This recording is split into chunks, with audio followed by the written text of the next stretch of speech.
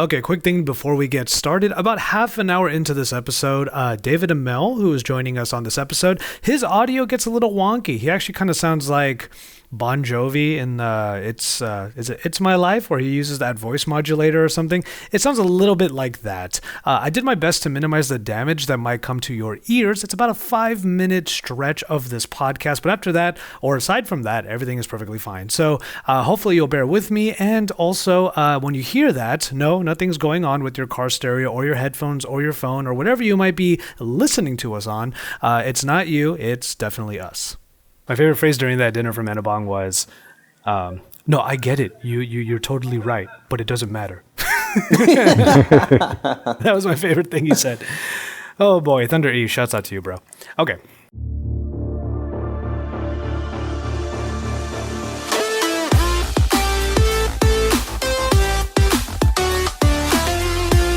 Hello, everybody, and welcome to the Weekly, brought to you by Pocketnow and Next Day developers. On this day, it is May 17, 2019. All right, so it's been a busy week. It's been a busy, honestly, year. There's been so many, not only leaks, rumors, speculation, but there have been so many announcements actually happening, and this week we had one of the biggest ones. It's going to be the crux of our episode this week when we react to the OnePlus 7 Pro, which I believe everyone in this group, we were all at the event, and we all have our hands on the actual device. Actually, let me go ahead and... What I find funny about this is that now we can actually have these in frame, whereas in the last 2 episodes of the podcast, we had to keep it out of frame. Couldn't talk about it. Yep. Yeah, exactly. Mine is physically in frame right now.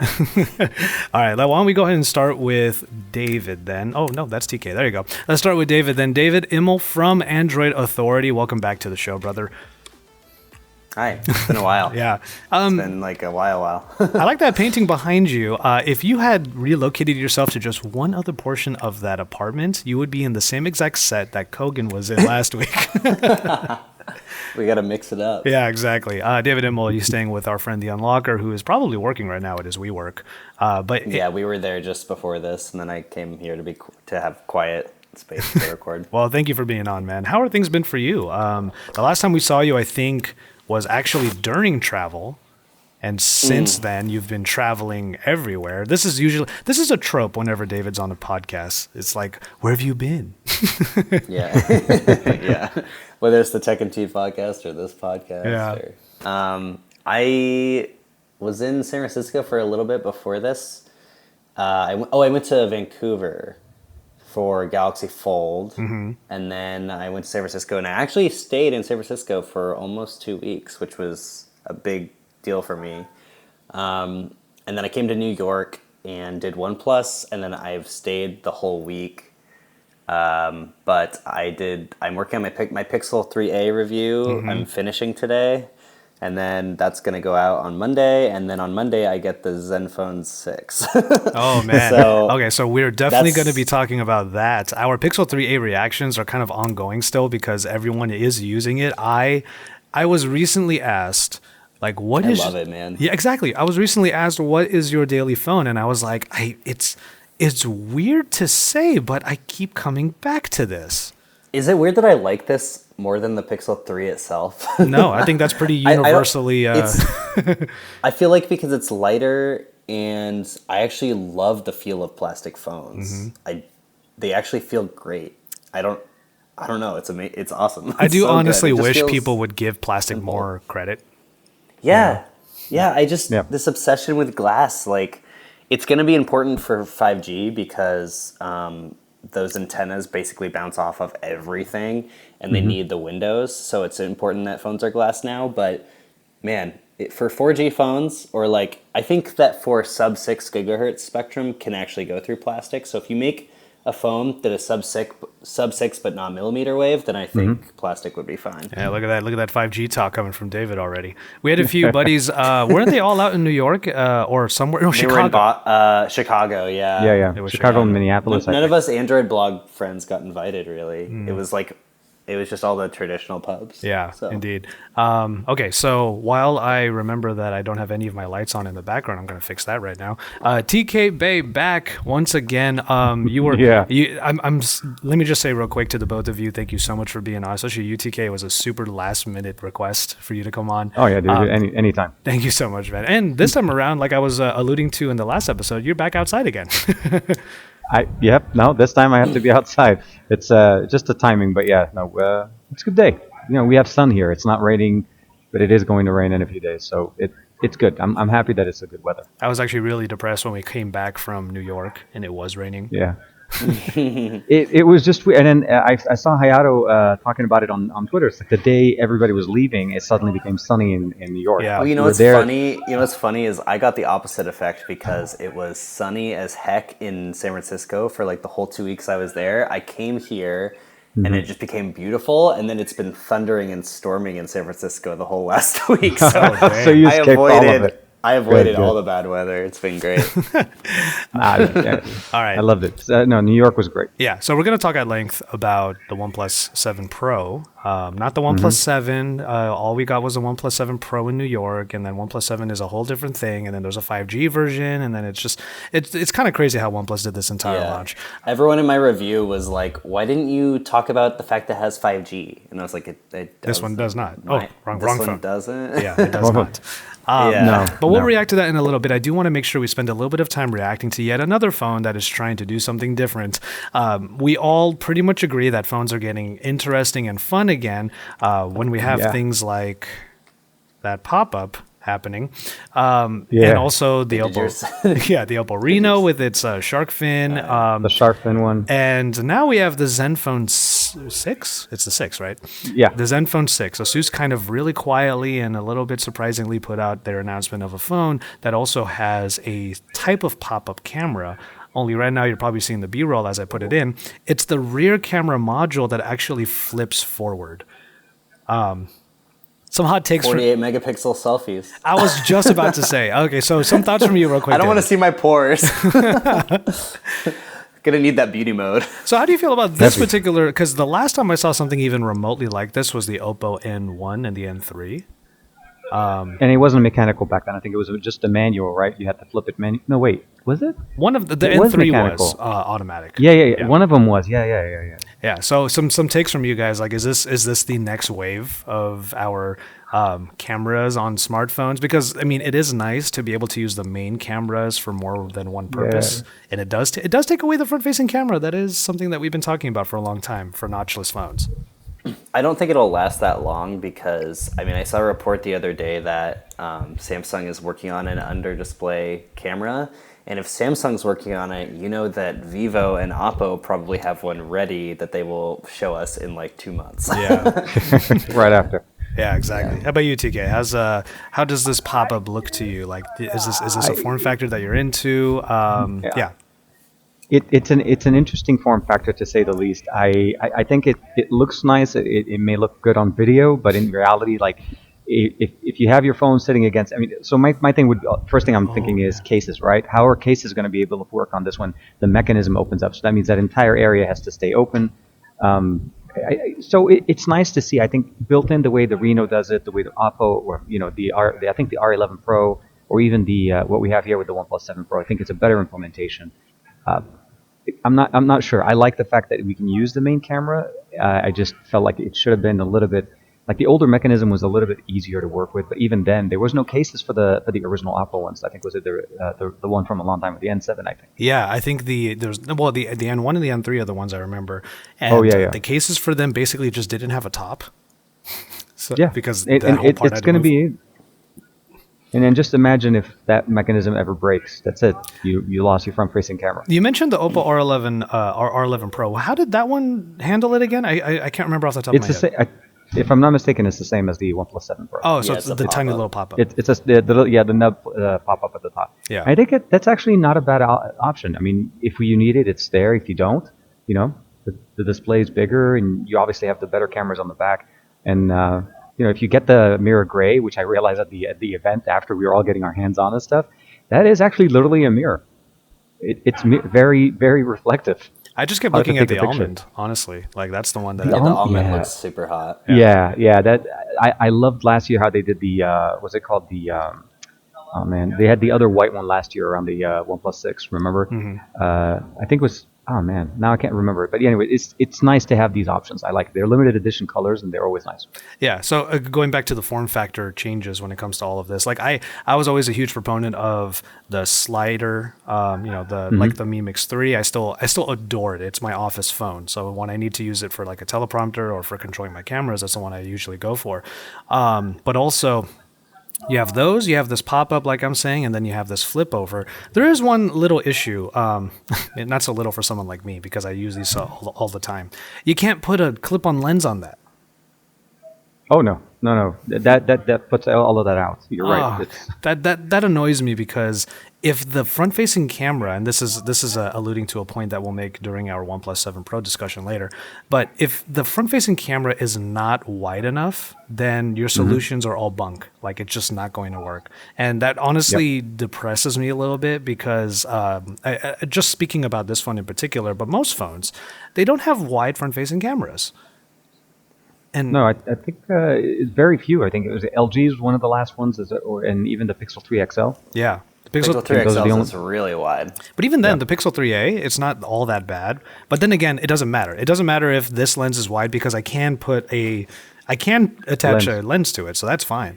It's just all of these like crazy phones that are coming out that don't seem to be like they're not going to be able to take it. So as a Moment, I'm not a Moment ambassador, but I am an advocate of the Moment lenses. Hashtag sponsor me, Moment. The Moment lenses, once I found out how to use them as a clip-on lens, like I try to use them on all my phones, but all of these fun phones that are coming out right now, doesn't work. So Nope. kind of depressed about that. It's that experimentation phase. Yeah, exactly. Back to the ASUS Zenfone 6, seeing everybody talk about it. Obviously, we're going to be talking about price when it comes to OnePlus later. $499 for this phone. It has, I'm trying to remember what the internal specs are, but the one thing that I kept remembering is that it has, like you said, David, that 48 megapixel camera. $499. 855, 6 gigs of RAM, and 128 gigs of storage. Like this. It's basically a OnePlus 7 Pro. It came out of terms of nowhere, specs. right? I mean, it's Well, I think the best thing about this phone is the UI. They like gave up on whatever the heck UI they were using Zen UI? before, which was The Zen so UI, bad yes. for Oh, yeah. so many. It was so bad, and Yeah. they're doing like a stock plus thing. And ZTE did this a couple years ago. They started using. They literally call it stock plus, and I actually like it a lot. Like I didn't think I would ever like a ZTE phone, but it feels very stock Android, and then they just added a few extra features like scrolling screenshots and like screen recording and stuff. It's good. And I guess ASUS is doing it. I haven't actually got to touch the phone yet, but I get it on Monday, so I need to figure out a excited. way to try it out. Then again, for $499, I don't think I would be against actually buying it the way that I did with the Pixel 3a. Yeah. Yeah. How compelling is this price point to you guys? How important? Yeah, how compelling is this? Like, because $499, I have a lot of people on Instagram and a lot of people on Twitter saying that this is the OnePlus mentality that OnePlus no longer has. Again, alluding to our discussion later. It's a mixed bag. It's like I really need to try it and see the experience first because OnePlus phones have this really, really well designed, ubiquitous design experience that goes through the entire ecosystem of the phone. Like OnePlus's UI is kind of based around the old Google Now that was like a thing in 2015 where they would, they had the little material people that would run around and like they were cute and colorful. And that's kind of OnePlus's thing. And it populates throughout the entire UI, whether it's the clock app or whether it's like their new like timeout digital well-being thing. Like it's, and it just makes the experience feel really like whole, which I think is what you get in an iPhone. And that's something that everyone like Apple has been like narrating or like just making better and better since they made the first iPhone. Yeah. And if we'll have to see what ASUS does to like make it feel like a whole experience rather than just like a thing that has Android on it, you know? Do we know if this is coming to Western Shores? I think it is. The I think it's actually going to be available on like B&H and Amazon. Ooh, okay. Fair. Well, that's nice. I have to double check that though, because like honestly, it's not been on my radar that much, and I only started looking at stuff about it because I was told I needed to review it. Fair enough. So, how about you, TK? $499, Snapdragon 855, 48 megapixel camera that you can use for your face. How's that? Like Dave was saying before, that as long as they have that beauty mode set up, 48 megapixels. I mean, I know. My God, yeah, that is not the high quality. I mean, so the hope essentially is that it actually does hold up to what they're claiming. Obviously, top-notch specs are one thing, but the UI, the experience, the camera experience, and as they're hopefully we'll actually be able to see if it'll actually pick up again. ASUS hasn't been doing that well in the US as far as like a main market, so it's going to be interesting when they come back and try to bring in this new camera module, ecosystem. I'm hoping that it does come out and we'll see some kind of Android Q to it. That'll also make it a little bit more compelling for people, because you don't want to just get it and get stuck with that current version of Android that it just sits on. So that's my main thing. It's update and sustainability. So hopefully, but $499 is definitely interesting enough to consider it. Yeah. It is super interesting, and it's almost like a return for ASUS in general, because man, I remember back in the day when we would have like the Zenfone 3, the Zenfone 4, and there was like 8 different versions of it. Exactly. But like the whole point of the and they used to come to Zenphones, CES. Yeah. Yeah. the whole point of the Zenphones in the past was just to be like, hey, we have the latest Snapdragon chipset, and then ASUS used to be the company that would always shock people with they had the most RAM out of anyone. Yeah. One of the first articles I ever wrote for a blog was, I think, the Zenfone 3 and the fact that it had 4 gigabytes of RAM. And I remember and it was like a shocking amount of RAM at the time. Like everyone was doing 1 or 2 gigs. And I remember writing like, oh my gosh, this is insane. Like you're getting 4 gigs of RAM for, it was like $399 or something. It was pretty cheap. It was still super cheap. That's the thing. So they're still going with the super cheap mentality and the high-end specs, but now I feel like they're actually trying to appeal to a wider audience and realizing that their UI was crap. So, which is probably something that we should tell other companies sometimes. Like the right now the guiding force towards like really good and thoughtful Android design is Oxygen OS. It is one of the mainstays right now. And of course you have like what we would call the Pixel launcher, but it is the Google Android version on the Pixel 3a and the Pixel phones. But yeah, I'm pretty excited about that phone. I just wish that there was a little bit more fanfare about it. Like it was super quiet, and it would have been great to see ASUS actually try to ruffle some feathers with this particular phone, because it would have, like, the price alone ruffles feathers, and people are talking about it a lot right now.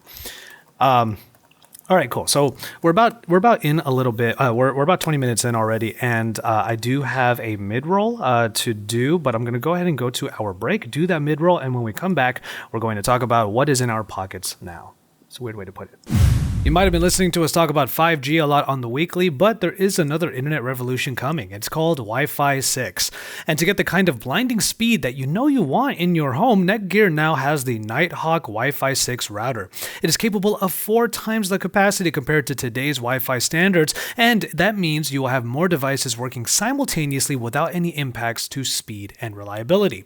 As smartphones and laptops and TVs are getting more and more advanced, the data that powers them will need to be as high-powered as possible. So make sure your internet is future-proof for services like Netflix, Hulu, and even gaming. You can turn your Wi-Fi up to 6 with the Nighthawk Wi-Fi 6 router at netgear.com/Wi-Fi 6. That's netgear.com/Wi-Fi and the number 6. It's the biggest revolution of Wi-Fi ever.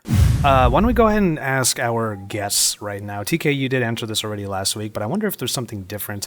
I have this recurring segment on the show now where I asked our guests, what is in your pocket now? So I can actually say that I have this one in my pocket. So I do have the OnePlus 7 Pro in my pocket, and I actually still like using my Mate 20 Pro.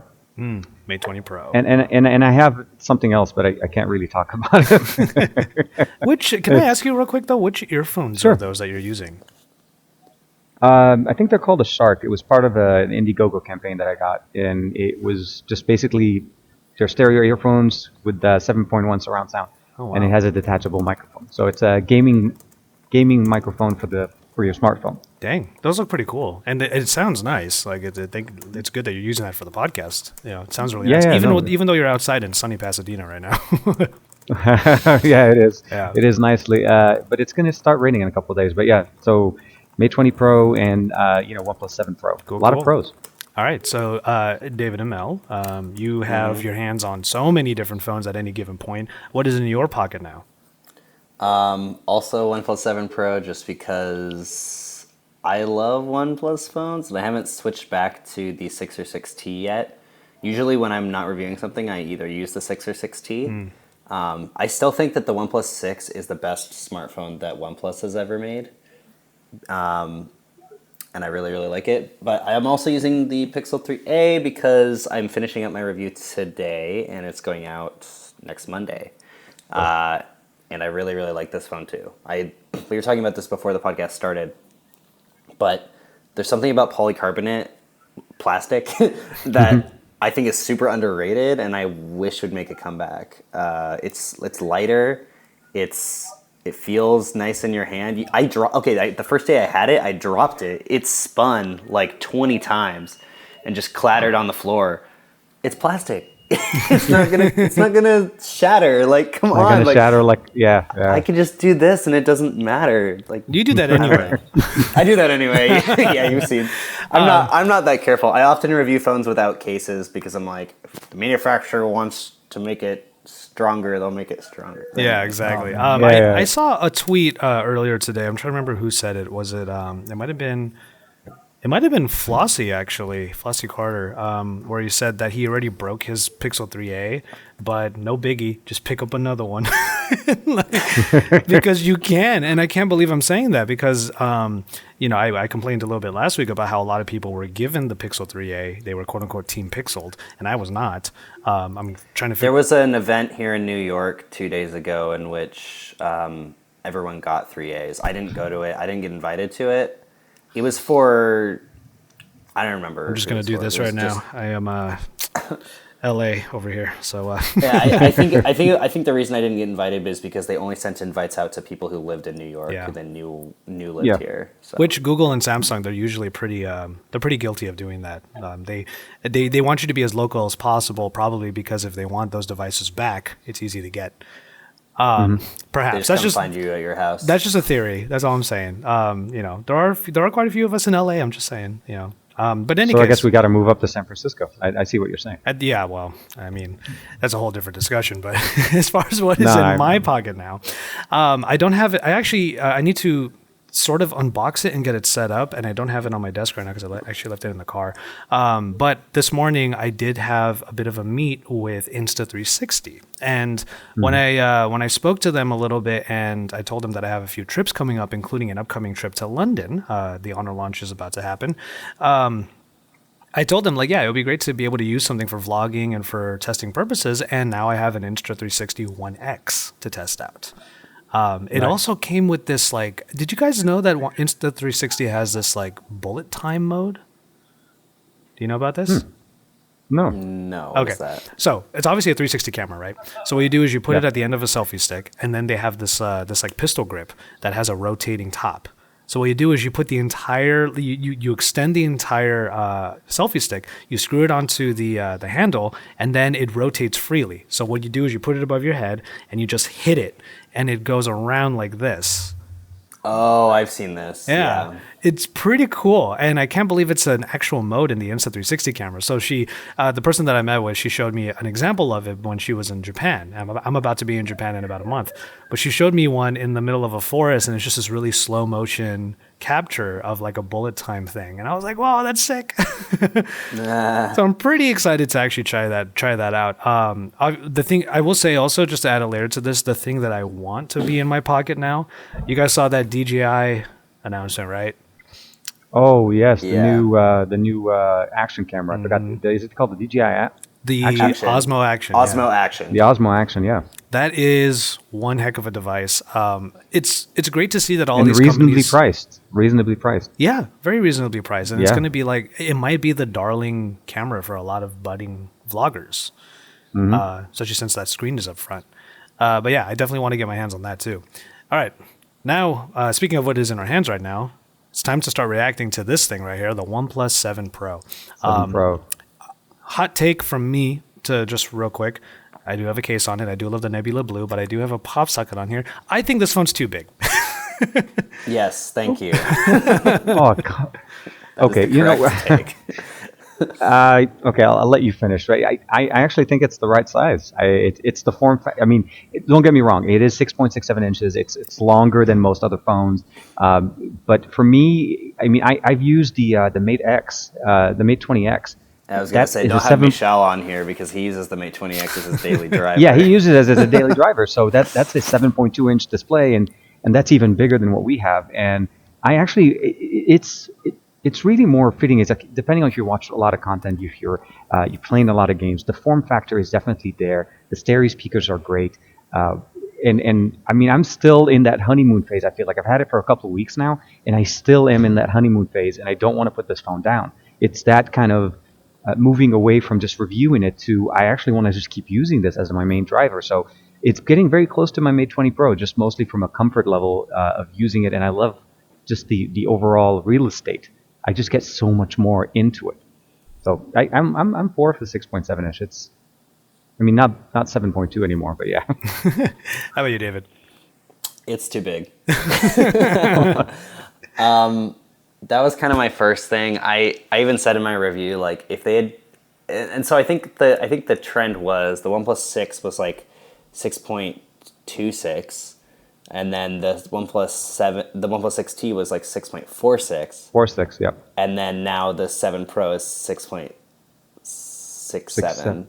And so they keep upping the size of the screen by like 0.20 inches. And I think that what they should have done was, if they were going to be able to remove the notch, I would have liked to see a phone that was the same size as maybe the OnePlus 6 or 6T, but then just like get rid of the notch, because then you basically have a bigger screen in the same form factor. And I think the 6 and 6T both feel like good sizes, at least in my hand. And I do have average size hands for a male. I don't have small hands.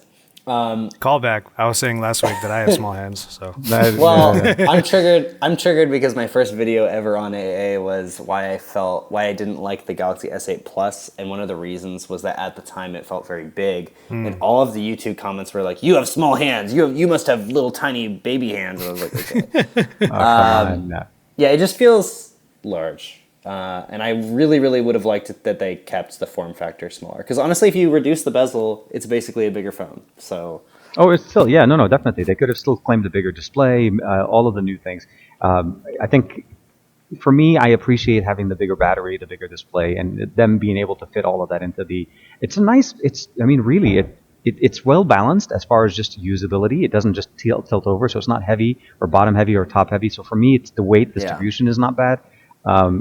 And if you have the right case on it, it gets rid of the whole slipperiness of the back. Because I know, so I'm using the I'm not even there. I'm like pop socket all the way, guys. Like I can't. It's gonna fall out of my hands if I try to maneuver around it with one hand. I even tried texting on it. No finger gymnastics. Yeah, hand gymnastics. And don't get me wrong, I'm good at hand gymnastics. But the moment you use, I'm always going to be an advocate. If the moment you use a pop socket, like everything changes. Like it's just that much more convenient. You know, it's not slippery. Polycarbonate. Way to bring it back. But it's also easier to grip to begin with, which I think is kind of my main takeaway, is that like the using a smaller phone along with the bigger phone, like there's an obvious skew in my usage. Like there's one that I gravitate towards because of usability. All right, so Nebula Blue for all of us, obviously. Any thoughts on the colors you were mentioning earlier? We did mention earlier that there's the mirror gray. We do like the almond as well. That's not coming until June, right? Is that what they said? Yeah. I think that's the announcement. And they did the same thing. Oh, pearl white. That's what it was last year. I forgot the name. So last year with the 6, they had the pearl white. Yeah, well, that was gorgeous. Yeah, that was oh man, the moment that came out, I ordered that one right away. I Okay, had one and I OnePlus ordered them. 6 had awesome colors, and it wasn't even the fact that they were just colors. It was the fact that they all had different textures.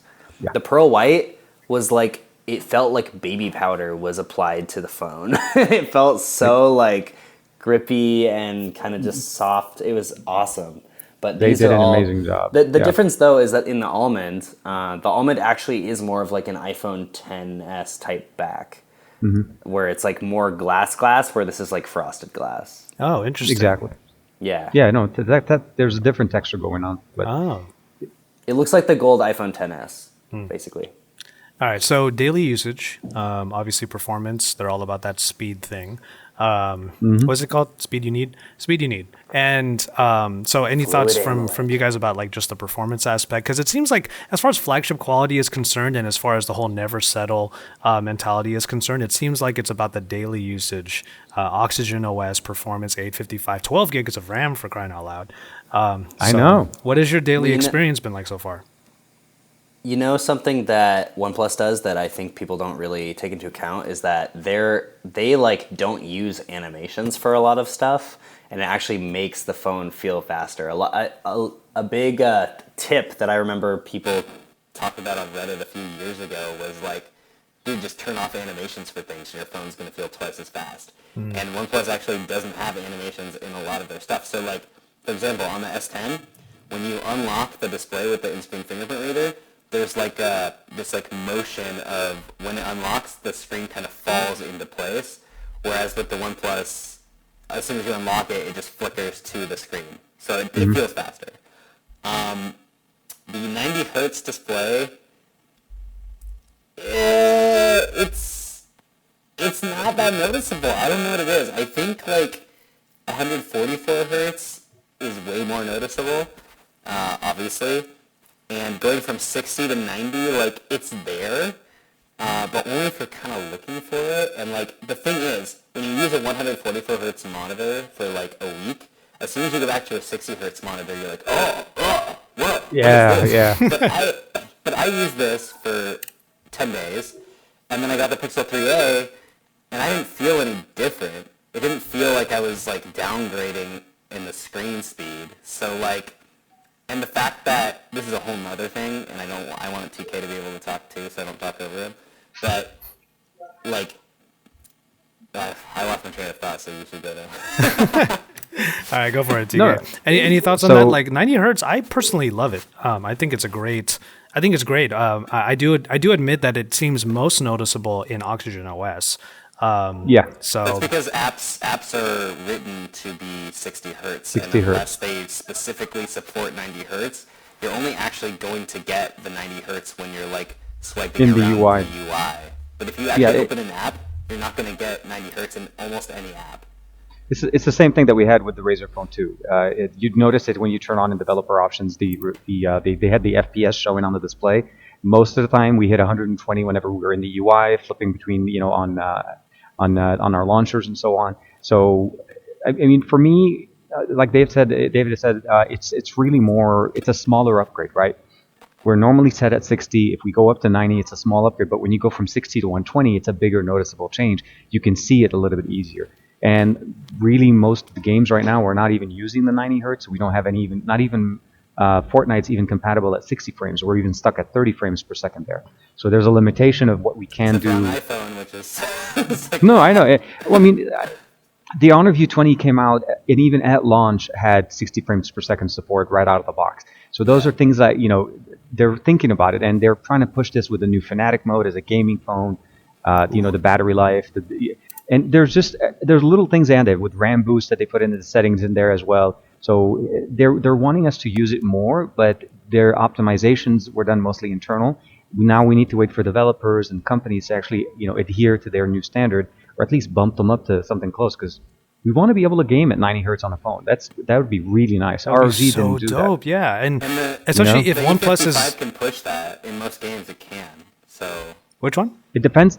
the Snapdragon 855 is like for a lot of games is good enough to do 90 hertz. So like, and that's the thing too. In my briefing with OnePlus, I asked them like, "Are you guys working?" Because here's one thing: Razer specifically worked with a number of titles and are continuing to work with Yep. more publishers to allow their games to run at 120 hertz on their phone. But when I asked OnePlus in the briefing, I was like, are you working with any publishers to like have their games run at 90 hertz? And they're like, not currently. So it's like... Not specifically. We just hope that they will do it eventually. We hope. I mean, they sponsor an esports team, so I really wish that they would. You know. I feel like it's less of a focus for OnePlus and more for like Xiaomi and Black Shark, and obviously the actual gaming brands are going to want to be in that. But I guess OnePlus is just trying to support gamers rather than actually sponsoring them or actually like really focusing on them. But the Fanatic mode, I love it. Like the Fanatic mode is just a great idea, and I've been doing so much work with gaming phones recently that different things like the Shark space or the game space on the Red Magic Mars, I believe. The the Mars is Those are great ideas that OnePlus just proved you can do without needing a toggle or a completely different side. It just needs to detect that you're playing a game, and then it'll give you the options that you need. Obviously, controllers and inputs are a whole different story. OnePlus is not really into that, but at least as far as a performance standpoint is concerned, they're doing a great job of supporting gamers. That's great. I think that's a wonderful thing. The screen recording. It's wonderful. I used it today. Yeah. I love it. Yeah.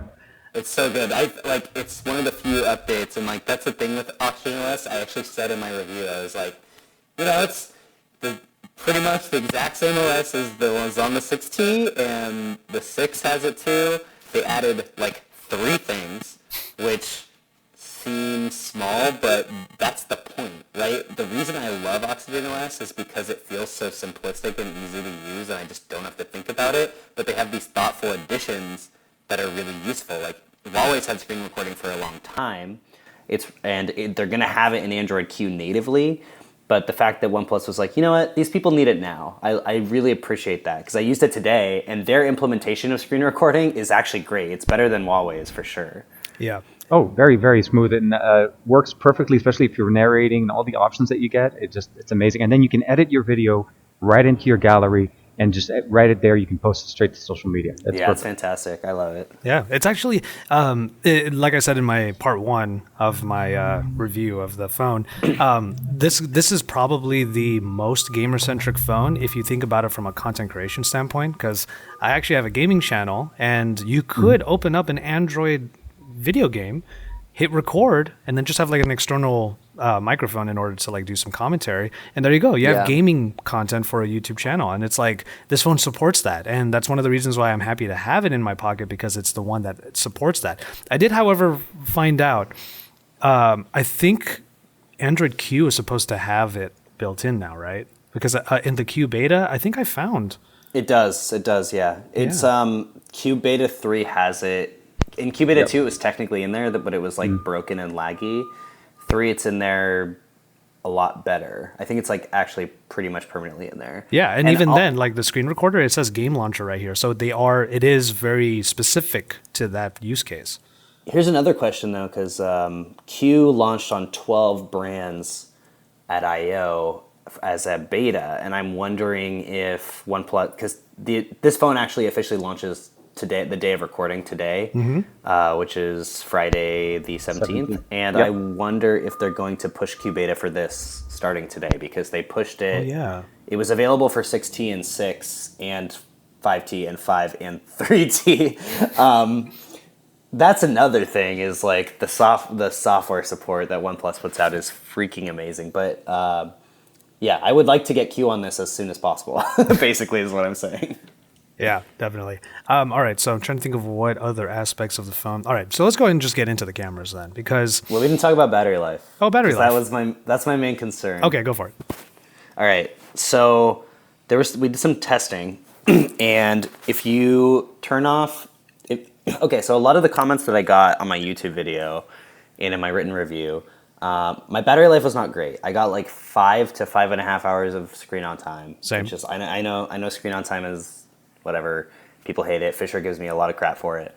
But the 6T, I got like 7 to 8 hours, okay? And for me, fundamentally, I would prefer a phone that lasted all day. And I like the fact that phones can charge fast now. Like Huawei has best of both worlds because not only does the P30 Pro last literally 2 days, but it also charges in like 45 minutes. Anyway, if you turn this to 60 hertz, you get about an extra hour.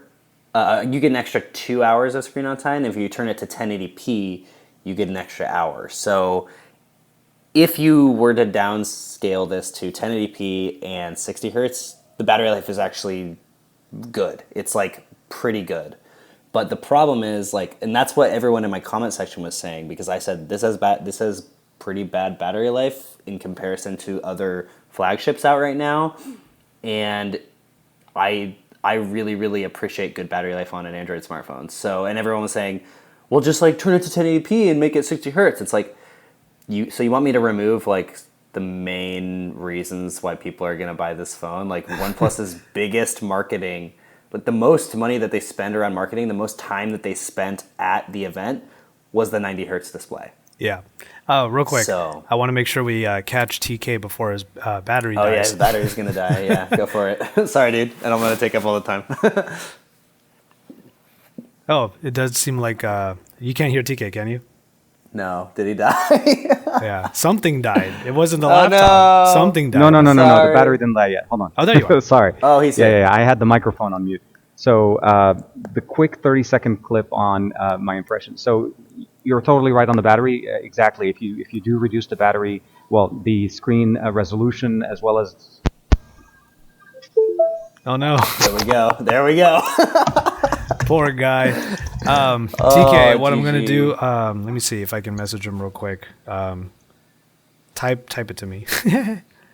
I'll be his voice. Type it to me and I'll read it. Yeah.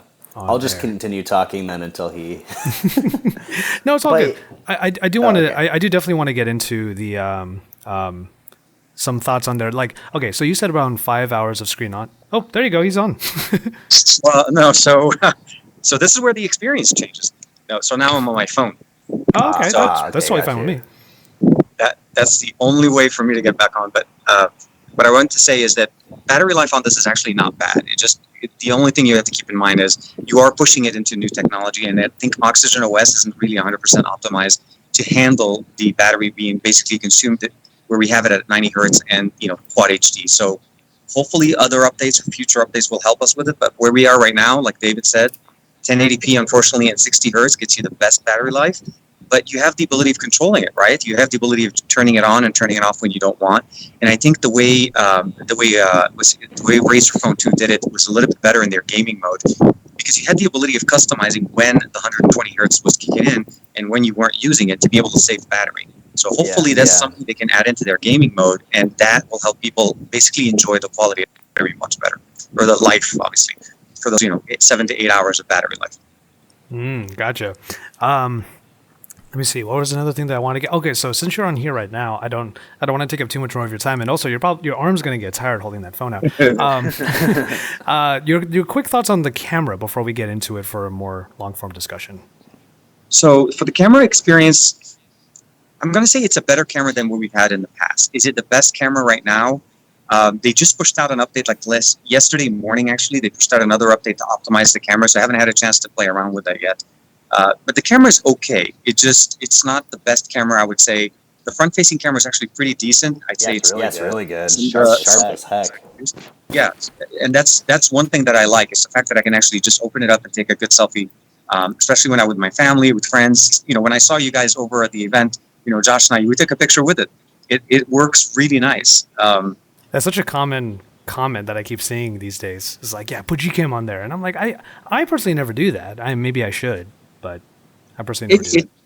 It makes everything better. That's all I could say. If you can get it that you have, it definitely makes it better. But if you're just using the native app and what they have, I think their scene detection is a little bit it's hit and miss. It turns on every once in a while, but you don't see it all the time, and it doesn't really optimize the software yet. So like I said, this is the first time they've gone 3 lenses. It's a good start. It's a solid camera from the sense that you can do good pictures with it. You just need to maybe do some editing a little bit afterwards. For me, it's a good phone. It's a good complement, good set of lenses. They went with the right set. We want the wide angle lens. We want the 48 megapixel one. But just you need to improve a little bit on the software. I think they can definitely get there. All right, cool. All right, TK. Well, thank you so much for being on. I'll go ahead and let you go. That way, you don't have to like worry about being on the phone the entire time. But yeah, thanks for finding a way to pop back in, and we'll see you in a little bit. No problem. I'll see you guys. Nice seeing you, Dave. Bye-bye. Yeah, see you too. Bye. All right. So, unfortunately for TK, when he got onto the phone, his feed wasn't working anymore. I guess NDI off of a mobile phone is not the most ideal thing. So it's okay. There's just like a big old Skype logo where his face should be. But I will make sure to give TK his shout outs when the time comes. But here's where I want to start off the last like maybe 5-10 minutes of this. I did a real world camera test with the OnePlus 7 Pro out in New York City, centered around the launch, but I also went to the Vessel, which is in New York City, which is pretty dope. It's a pretty awesome structure. It looks a little bit like a supervillain's lair. But what I came to the conclusion, and I'm wondering if, and TK kind of alluded to this, I wonder how you feel about this, David. This phone is saved by the grace of that 48 megapixel sensor, because it's the only part of the camera experience that I feel is actually quite good. The rest is not doing it for me at all. I kind of disagree. I actually really like this camera, and I felt the same way about the 6T. And most of that for me has to do with 1, color reproduction, and 2, sharpness. Okay. I think that while the P30 camera is freaking insane and amazing, it also over sharpens the heck out of everything, and the color's not quite right. The Samsung S10 does HDR way too aggressively, and it washes everything out. I think that OnePlus does a really nice in between of still obviously having some good dynamic range, but it's not so aggressive that every single color looks like its luminance was boosted by 2 stops. And then also the sharpness feels very similar to the Xiaomi Mi 8 for me, which was my favorite smartphone camera of last year, because they didn't try too hard to like aggressively sharpen everything. I feel like a lot of manufacturers, I was actually talking to Brandon Havard about this before the event.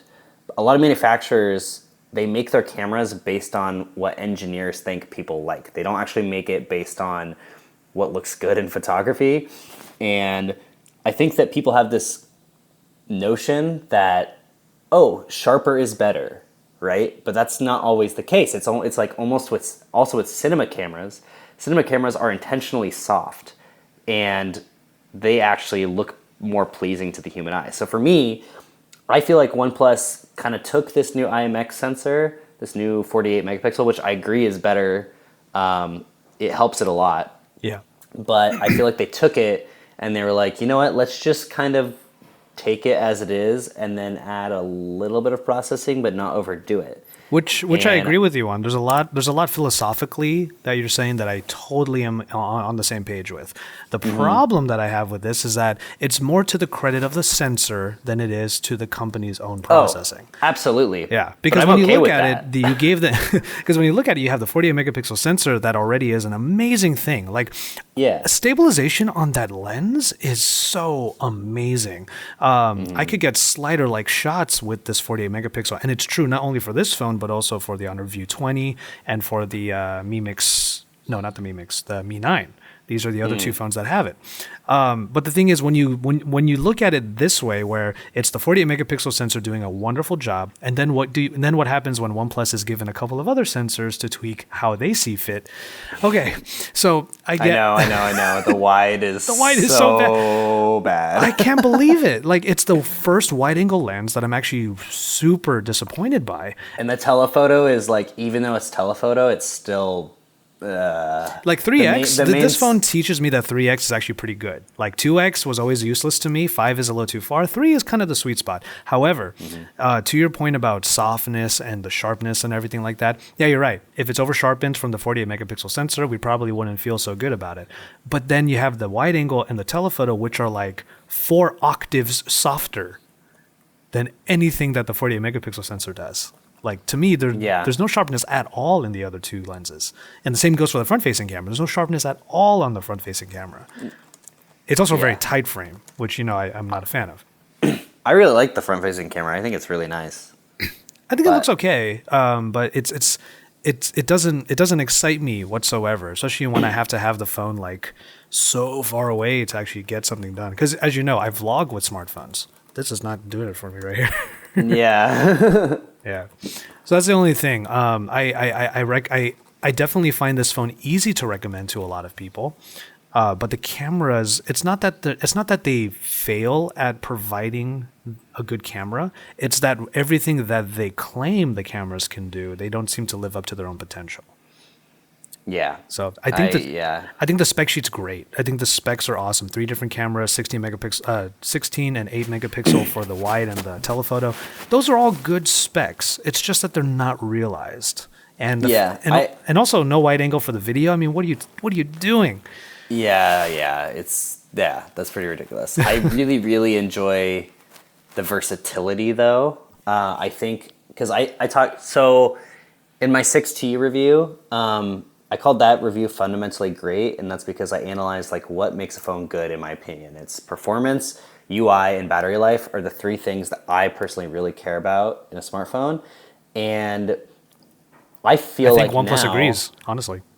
But they do, except for the battery life, and this is not good, and that's why I didn't like it quite as much. Oh, fair. But after, what are the 2 phones I reviewed right before this phone? I reviewed the S10 and I reviewed the P30, and what do both of those phones have? 3 cameras, and even though I'm not someone who I don't post any photos I take on my smartphone camera, so I don't really care. But after using those 2 phones and just having that insane versatility of a wide, a regular, and a telephoto, I feel like I can't, if I'm going to buy a flagship smartphone now, it has to have that. So I think that was really smart of OnePlus to follow the trend and like add those. And they'll make them better. Like you said, the wide is really bad, and they were obviously just trying to throw it in because they wanted people to be able to pick this over the S10, to make it an option that wasn't just like, well, the S10 has more versatility, and they'll make it better. So, but what I meant to say was that after using those phones, felt like a fundamental for me now, and so I'm just really happy that they have it. Yeah, I'm glad it's there. I just wish it was better, I guess is the best way for me to put it. I think that they'll push software updates that make it better. Yeah, I'm hoping so. They do that all the time. Yeah. Yeah. So where do you land on obviously the version of the phone that we have is the more expensive. I think it's the $799. Yeah, the fully spec'd out one. Yeah, it's $799. Okay. $669, however, for 6 gigs and 128. How do you feel about the price on here when we have a lot of commenters and tweets coming out saying like, I miss the old OnePlus, why isn't it cheaper? Like that kind of thing. At the very end of my review, I said when OnePlus with the 6T and the 6, actually just with OnePlus in general before, to me that like any phone that company made was basically a no-brainer because it had the latest specs, the best UI, good battery life, and it was half the price of everyone else, right? Mm-hmm. Now it's $120 more,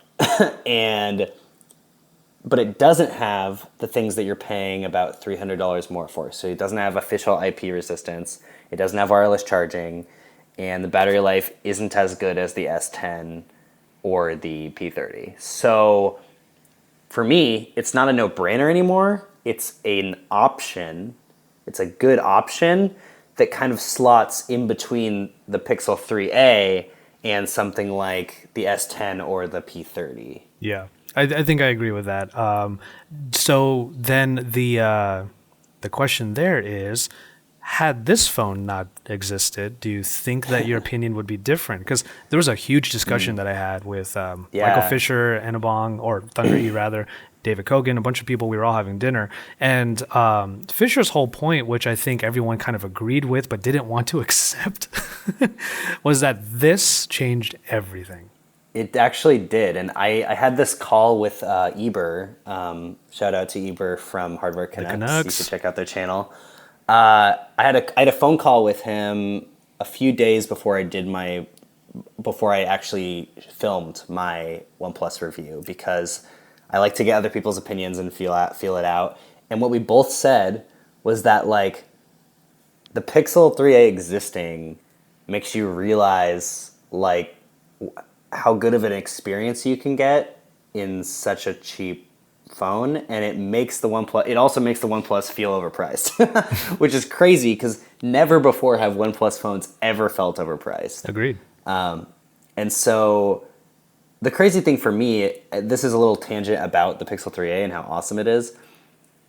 Google stripped away the extras that only some people will care about, but they kept everything that is core to the Pixel experience, and that's why this doesn't feel like a mid-range phone. It feels like a Pixel phone. Mm-hmm. And it doesn't not feel like a Pixel phone just because it doesn't have wireless charging or water resistance, right? It feels like a Pixel phone, and you still get the experience is what matters at the end of the day, honestly. Like, that's what people care about.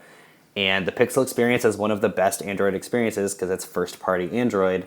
And if you can get that for $400, actually kind of $300, because like every single place you buy it at has like $100 gift card. I'm still figuring out what to use my Best Buy card on. You're right. If you buy it at Google Store, you get a $100 gift card. If you buy it at B&H, you get a $100 gift card. So it's like effectively $300, which is you're getting a premium experience in a body that most people are not going to care that this is polycarbonate. Most people are not going to care that this doesn't have wireless charging. And because they were able to take out the things that people didn't necessarily care about and keep all the things that made a Pixel, that's what makes this phone amazing. Mm. And so, yeah, this existing basically is put in OnePlus. It makes us think a little differently about OnePlus, you know? Yeah, I think it really does. Also, I don't know what happened. My camera's dead. Yeah, your video died. Just do my beautiful face for the rest of the episode. So you have a blank space, a Skype logo, and David. Well, I think that's a perfect way to end it, actually, because we did hit our hour mark. So quick shout out to TK Bay. I want to give him a shout out to his handles and whatnot. Make sure you get into the show descriptions and whatnot. But TK is found at TKDSL. Oh my goodness, I had it in my head. Give me a second. Mm-hmm. There you go. TK Bay is found at TKDSL8655 on Twitter and on Instagram, so make sure you follow him. We're actually going to be seeing each other. You're going to the Honor Launch, right? No, I'm not. Oh, you are not, David. Oh, dang. Yeah, because we have people in London. I wish I could go, but yeah. And I have to review Zenfone next week, and also I would have no time to do that. So. Oh, okay. Well, it's a quick turnaround. It's like 2 nights or something like that. So I mean, it's okay. But in any case, you are going. Okay, so shouts out again to TK. Thank you so much for being on, and thanks for like getting on the phone and giving your thoughts on the OnePlus 7 Pro. I already gave his handles. David, you are at. Go ahead and tell everybody where to find you. At Durvid Imel on Twitter, DurvidImel, or Instagram. I'm at David Imel, just my name. Or if you want to find all my social links and also my videos and work, you can go to davidimel.com because I'm trying to keep my website up to date with all the videos I do and have links to all my review articles. So gotcha. Just go to me.com and you'll find it. Out of the three of us, I mean, I just mentioned London, but you are going to be able to enjoy Computex soon. Yeah, are you going? No. No, Josh. I know. I tried so hard, but it's just not meant to be right now. But yeah, hopefully we'll be able to see each other fairly soon. I am, of course, at JV Tech T. You know me. I am JV. You can't even see my hand gesture right now. I am JV. I love me some tech, and I love to drink me some tea. I'm going to go ahead and do the outro after the fact, after I replace the battery on this. So why don't we go ahead and get into the outro right now.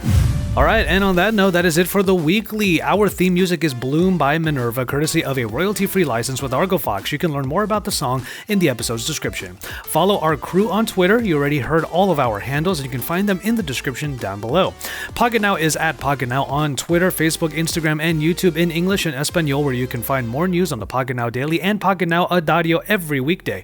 Catch up on what the weekly's talking about at pocketnow.com/podcast, and make sure you are making your voices heard by emailing us, podcast@pocketnow.com. We would love and appreciate your feedback through reviews and ratings on Google, Apple, Spotify, Overcast, or wherever you might be streaming us, because without you, we would not have been able to make this show for your eyes and ears for so many episodes straight.